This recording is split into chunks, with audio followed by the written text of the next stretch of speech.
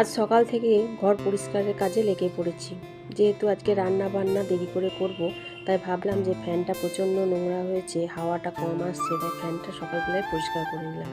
কারণ তারপর ঝাঁট দেওয়া মোছা হয়ে গেলে আর এগুলো হতে থাকে না। তাই আজকে বলেছিলাম যে আমার বাড়ির কাজ করে তাকে একটু দেরি করে আসতে।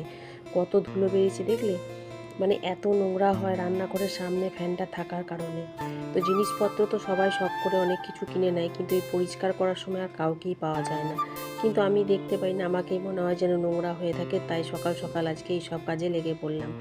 তো অন্যদিন তো সকাল থেকে রান্নার এতটা ব্যস্ত থাকে যে এই সব কাজ আর হয়ে ওঠে না। শনি রবিবার প্রচণ্ড ঝামেলা থাকে, যেহেতু বাজার দোকান এসবের জন্য।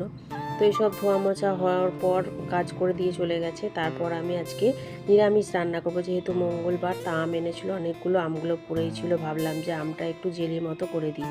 তো আজকে রান্না করেছিলাম পটল দিয়ে আলু দিয়ে পোস্ত, পনিরের তরকারি, উচ্ছে ভাজা, বেগুন ভাজা আর এই আমের চাটনি।